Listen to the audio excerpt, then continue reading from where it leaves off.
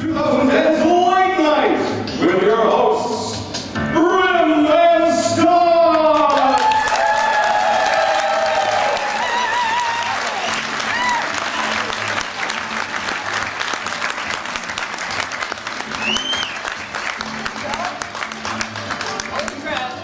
Think about this, people. You're at PAX right now. Now is PAX. Except for all the people watching this on the internet now, PAX Friday was yesterday. You're here in spirit, internet people. We love you just the same as the people who are here in person. For us, at least 1/3 of PAX. We got like 2 more days to go. Yeah, wait, we had a count of like the percentage of PAX that was done. What was it, 22? It was 22%, but that was a while ago. All right, so we got a great show for you tonight. We have many special guests, including a musical performance. We have, let's see, John St. John is here. Why, yes, he is. Alex Albrecht is here. Molly is here, Molly Lewis. Molly 23, we couldn't get 22, and 24 has a really lame joke, isn't it? Why did you even bring that up? I've been waiting to make that joke for like a month. See, Grim thinks too hard about things, and he always comes up with a corny joke, so just excuse him. And I just sort of, I don't prepare at all. So we'll see where that goes. We're in the front half, you know, we've got some guests that really, they tell stories, games tell stories. And sometimes those stories are emergent. Like I was playing way back in the day, you know, Team Fortress is popular now, but way back, there was Mega Team Fortress. And that was a Quake 1 mod. I was in a clan. He never shuts up about this game. Because this game was like the best game ever, and I'm like one of those weirdos who will play like the old busted game that no one else cares about. Like the people who play Counter-Strike 1.6 instead of Source.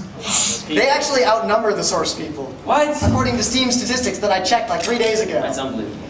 So, we're playing Mega TF, it's like clan practice, and one guy in our clan, One Nut, is being a dick. I'm in the basement, I'm just engineering, I'm hitting my wrench against the stupid thing, and I'm waiting, and it's boring, and I see all the text, there's no voice chat back in the day, and it's like, One Nut, stop that, One Nut, Jesus Christ, just stop it. And finally, the admin's like, alright, and he kicks it. So the console's like, One Nut was kicked. One of my friends just responds, One Nut remains. Yes. The immersion stories are fun, but then, you know, we kind of moved on from that. We wanted to, like, actually make our own stories and games, and that's where Machinima came in. That was when we said, why don't we just make, like, a TV show in Quake 1? And we ended up making a TV show at PAX instead. Well, we did. Yes, we did. So I think at this point, I mean, we could talk forever, but the guests are what we want. We should bring out our guests. Yes, let us bring out our guests. Who are those guests, though? Well, we've got at least 2 of the RoosterTeeth team. RoosterTeeth team? Tooth? Teeth? Teeth. Sheeps. Yeah, we've only got 2 of them, just not the whole thing. We've got Gus and Fred from RoosterTeeth, and they're somewhere backstage.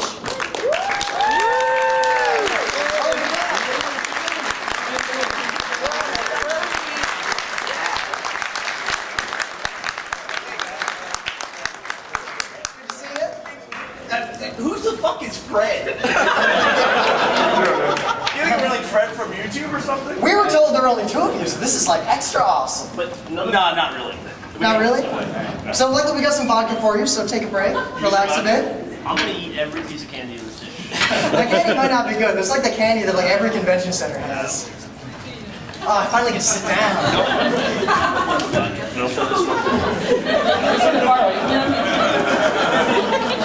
Well, they're like bunched into the corner, like as far away as they can be. Oh, we thought one of you guys would sit over here. I'll sit over here. No, we got You want to sit right there? All right. Let's end the fancy. By the way, I'm Bernie. Nice to see everybody. How you doing? Hi,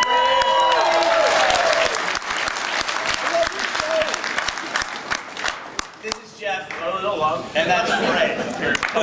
Hi, Fred. Also known as Pretty Happy Ribbons Lady Girl 05. Yeah. So how's your PAX going, guys? So far so good. How does it compare to the previous PAXs? Yeah, we actually have been coming to PAX since the very first PAX at Maidenbauer. Wow. Back when it was, I think, like 3,000 people. Yeah. Don't lie, you weren't there. Yeah, you're not fooling anyone. We got that Nico WapaCon? I've heard like mysteries about it. No. It's not, I wanted to go to PAX. Like every year it would be like, oh, we should go to PAX. We don't have any money. Let's just go next year. And then the internet would be like, PAX was the biggest thing that ever happened ever. And I'd feel stupid. What, for not going or for believing it? I wasn't sure. I couldn't believe that it would have been that awesome, but apparently it's not awesome. So you guys do Machinima, right? Like, that's your thing. Machinima, Christ almighty.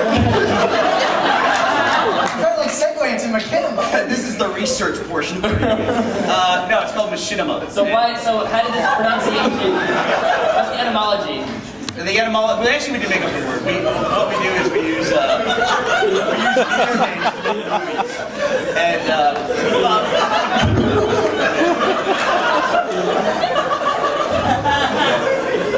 we thought what we were doing was a whole new idea, and then they actually called us about 6 months into the mission and said, no, what we were doing was a genre called Machinima. Wait, or so- Machinima. So you hadn't seen any other Machinimas before you started doing yours? No, I don't know that really too many existed back then.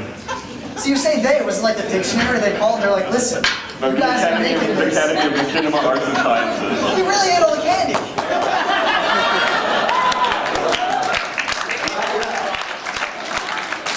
Roll Tide!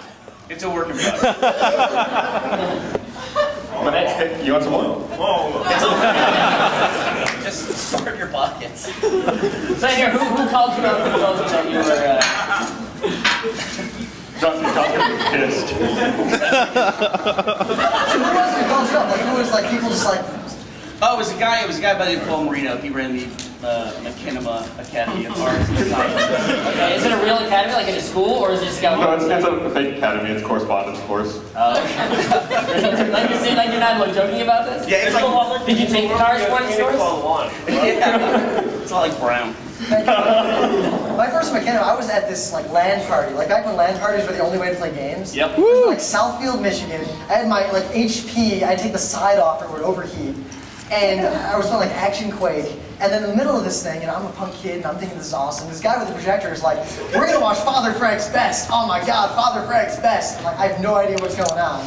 And then I see this Quake 1 like thing, which was, as far as I can tell, a sitcom about Father Frank's Best, and like he merged his whole family in the end. It was like a half-hour long, and it was amazing. Actually, it was terrible, but. Those were back in the days when you actually had to have the game in order to watch the movie. This before there was any kind of video online or anything like that. So if you wanted to do it, you actually had to run it inside a Quake or inside a Doom. So were those better days? Like, do you think that made better Machinima? Oh no, it sucked. You said it yourself. It was terrible. Man, these guys are the opposite. Like, in the anime community, they're like, oh, the anime music videos were so much better when people used VHS. Now it's all ruined because they can do it so easily. Yeah, a lot of people like to put those restrictions on themselves. It's usually because they're making stuff that's not interesting, so they try to put some kind of restriction on to show you how it's artful or something.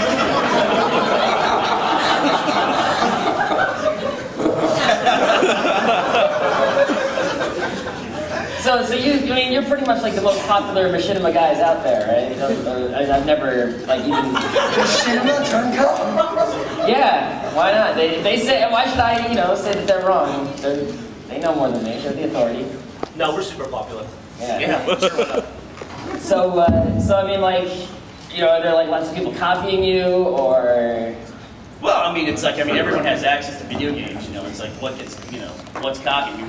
We're on someone else's world, jumping around making stupid, drunk jokes or something like that. So people see something successful, they want to do it too. So I wouldn't say it's copying, but, there's a lot of machinima out there since we started. Sounds like that's what you're saying. It kind of does, yeah. Talking around it, sure, why not? So, did you ever expect it to be, I'm sure people ask this all the time, to get as big as it did? The fact that you're on the Late Show at PAX, you're like the guest, you're kind of celebrities, people They're recognize big as you. they had a main event. Yeah. We don't get main events. We wrote. Here. Is this on? No, one more time. When we started 7.5 years ago, You don't have to hold the mic like this. we wrote a wish board, which is where you want all the things in life to happen. We didn't do Get that. a unicorn, a Ferrari, and the top part of the wish board was to be on the show. And tonight we fulfilled all of our last couple.